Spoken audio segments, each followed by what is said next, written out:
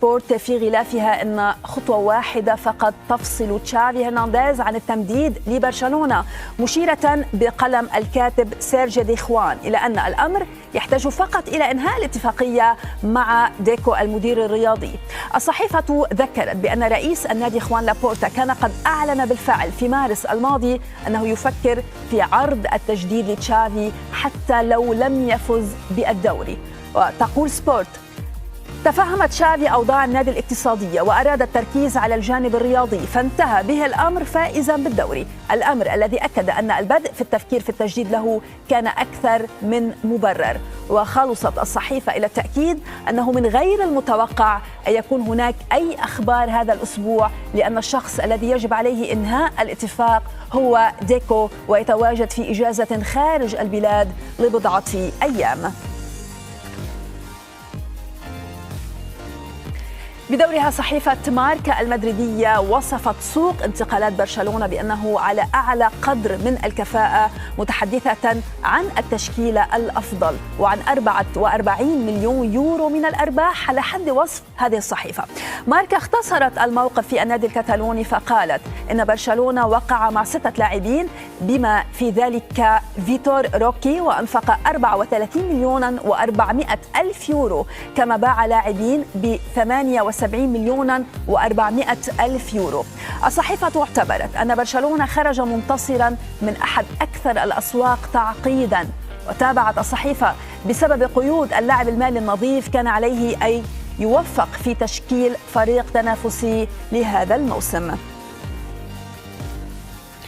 بدورها وجهت صحيفة سبورت انتقادا لقرار مثير للجدل سيتخذه النادي الكتالوني متذرعا بالأزمة المالية التي يمر بها، وعنونت: خطأ آخر فادح من برشلونة. وبحسب معلومات سبورت يستعد البارسا للتخلي عن التعاون مع 30 سيارة أجرة تنقل لاعبي الأكاديمية الذين يعيشون خارج برشلونة من وإلى ملاعب التدريبات. الصحيفة قالت إن ما يفعله برشلونة يجعله ينهي تقليدا حافظ عليه لأكثر من 25 عاما مقابل بضعة آلاف يورو، وسيكون لهذا الإجراء تداعيات سلبية، ودائما بحسب تعبير الصحيفة.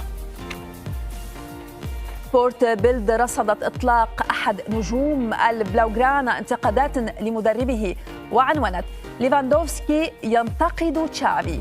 وأشارت الصحيفة إلى أن المهاجم الدولي البولندي غير راض عن أسلوب مدربه، والذي برأيه كان سببا رئيسيا في انخفاض معدله التهديفي بشكل كبير. روبرت ليفاندوفسكي أكد أن برشلونة يعاني كثيرا من أجل صناعة الفرص، وهو أمر يخالف توقعات الجماهير التي لا تتطلع للفوز فقط بل تقديم كرة هجومية جيدة. السعوديون عازمون على الفوز بخدمات النجم الأول في صفوف ليفربول الإنجليزي، هذا ما قالته صحيفة الصن البريطانية اليوم في معرض تعليقها على الخبر الحصري الذي أوردته، والقائل بأن مسؤولين من نادي الاتحاد السعودي سافروا إلى إنجلترا لبحث عرض جديد. الصن كشفت أن نادي الاتحاد قدم عرضا جديدا مذهلا الليلة الماضية قدر بقيمة 215 مليون جنيه استرليني، من ضمنهم الإضافات مقابل نقل محمد صلاح إلى جدة، مشيرة إلى أنه في حال رفض ليفربول هذا العرض فإنهم عازمون على تقديم عرض آخر أعلى قيمة فور فتح نافذة الانتقالات الشتوية. وعلمت الصحيفة أن راتب صلاح الأسبوعي سيبلغ 2,450 مليون جنيه استرليني أسبوعيا، إضافة إلى حوافز إضافية وأدوار سفير ل3 شركات سعودية كبرى على الأقل طوال مدة العقد، سيكسب منها النجم المصري 18 مليونا إضافية. بقيت الخسارة التي تكبدها الشياطين الحمر على يد أرسنال في الجولة الرابعة من منافسات البريمير ليج في صدارة اهتمامات الصحافة البريطانية. واليوم نشرت صحيفة الصن رأيا للكاتب والناقد الكبير بيرس مورغان انتقد فيه ما أسماه حماقة مانشستر يونايتد، وقال: أنا آسف لأنني اضطررت إلى استخدام هذا النوع من الكلمات، لكنني أعتقد صراحة أن الفريق الذي رأيناه أمام أرسنال هو أحد أفقر فرق مانشستر يونايتد. وتابع كاتب العمود في الصن قائلا: أعتقد أن كريستيانو رونالدو أثبت أنه كان على حق فيما قاله في مقابلة توك تي في الشهيرة والتي أدت إلى مغادرة الأسطورة أولد ترافورد. إريك تين هاغ خرج من عمقه بعد الهزيمة أمام أرسنال، وحان الوقت لكي ينظر المدرب الهولندي إلى نفسه، ختم الكاتب إذن هذا المقال. مستقبل جيدن سانشو في الأولد ترافورد موضع شك، وقد انضم كريس ويلر إلى قائمة الكتاب والنقاد الذين يعتقدون أن أيام اللاعب الشاب مع الشياطين الحمر باتت معدودة، إلا أنه تحدث عن معضلة ستواجه المسؤولين في مانشستر يونايتد، إذ أن الوقت الذي اختاره سانشو لانتقاد مدربه غير مناسب لإدارة النادي. وقال: كان مانشستر يونايتد مستعدا للاستماع إلى عروض لبيع سانشو مقابل 45 مليون جنيه استرليني، لكن بعد إقفال نافذة الانتقالات سيبقى اللاعب في أولد ترافورد. لكن إلى متى؟ سأل ويلر، الذي أضاف التالي: لقد تم طرد كريستيانو رونالدو من النادي بسبب تحديه العلني للمدرب الهولندي إريك تين هاغ، ويعد سانشو هدفا أكثر سهولة بشكل ملحوظ. المشاكل التي تعصف بمانشستر يونايتد لا تأتي فرادى، بل بعد أن أصبح مستقبل مهاجم آخر في صفوفه محل شك بسبب مزاعم الاعتداء على صديقته السابقة. واليوم تحدثت صحيفة الجارديان عن الضغوط التي تواجه المان يونايتد بسبب هذه القضية، وكتبت: يتعرض مانشستر يونايتد لضغوط كبيرة للتخلي عن مهاجمه أنتوني بعد أن أقصت البرازيل لاعبها من قائمة منتخب السامبا بسبب المزاعم الخطيرة التي قدمتها صديقته السابقة. جابرييلا كافالين التي أصبحت زوجة أنتوني عام 2011 ادعت أن المهاجم البرازيلي اعتدى عليها جسديا وهاجمها بكوب وقام بتهديدها بالقتل.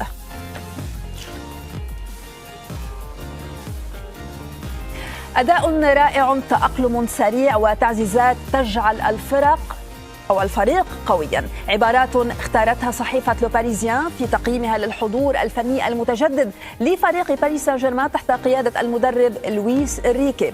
الصحيفة أوضحت بداية أن راندل كولومواني سيرتدي قميص البي اس جي ضد نيس، دورتموند أو مارسيليا بعد التوقف الدولي، ما سيرفع عدد اللاعبين الأساسيين الجدد إلى 10. الصحيفة أشادت باللاعبين الجدد فردا كما خصت نجم النادي الملكي السابق بالقول: لم تكن هناك شكوك حول ماركو أسينسيو الذي قضى 7 سنوات في ريال مدريد. المفاجأة الجيدة تأتي في تمركزه كمهاجم رقم 9 مع عثمان ديمبلي على يمينه وكيليان مبابي على يساره، فسجل هدفين وقدم تمريرة حاسمة لقائد البلوز. إلى صحيفة ليكيب التي أضاءت مجددا على مستقبل كيليان مبابي مع النادي الباريزي، وكتبت: بين كيليان مبابي وباريس سان جيرمان نراكم العام المقبل لتمديد محتمل. في التفاصيل قالت اليومية الفرنسية المتخصصة: إذا كان باريس سان جيرمان لا يزال غير يائس من تمديد مبابي لعقده مع النادي، فإن اللاعب لا يبدو على نفس الخط حاليا. حتى الآن لم يتغير موقف مبابي، فهو يرغب في أن يكون حرا في غضون بضعة أشهر ليختار بهدوء وجهته المستقبلية. لكن ليكيب سألت في السياق نفسه: هل يمكن لموسم ناجح ومرضي لباريس سان جيرمان في دوري أبطال أوروبا أن يغير قواعد اللعبة؟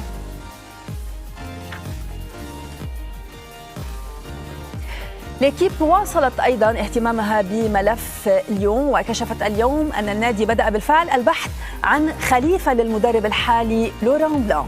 وفي السياق أشارت اليومية الرياضية إلى أن بلان الذي أصبح موقعه في خطر كبير قد يضمن استئناف التدريبات، لكن وقته ينفد لأن المسؤولين في النادي يختبرون السوق حاليا للبحث عن بديل.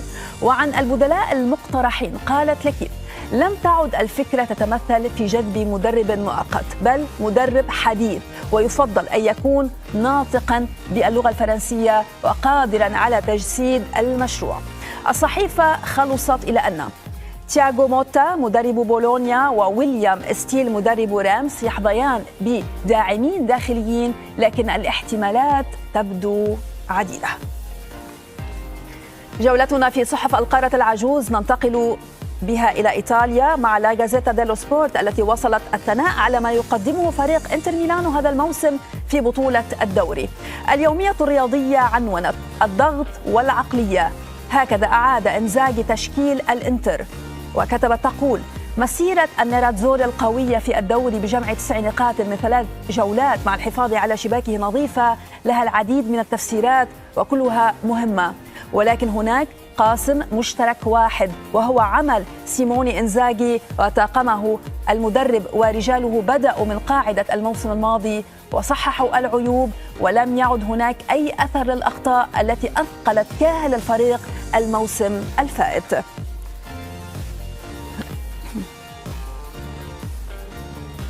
الثورة التي قام بها إنزاغي في جيوسيبي مياتزا ترافقت مع تألق غير مسبوق للمهاجم الأرجنتيني في صفوف النيراتزوري الذي حظي بدوره بكثير من الثناء في يومية لا جازيتا. اليومية اللومباردية المتخصصة انهالت بمدح تورو وكتبت: لو تارو بلا حدود، لا أحد يحسم الدربيات مثل تورو مارتينيز، هو الرجل الذي يمحو الماضي، إنه رجل الحاضر والمستقبل في الإنتر. وتابعت لا جازيتا تقول: بعد أن كان الأكثر استبدالا أصبح تغييره الآن غير ممكن ويجب التمسك به، لأن الإنتر لا يمكنه الاستغناء عن لاعبه رقم 10 ولا يوجد أحد لديه القدرة على ما يقوم بإنجازه بقدميه.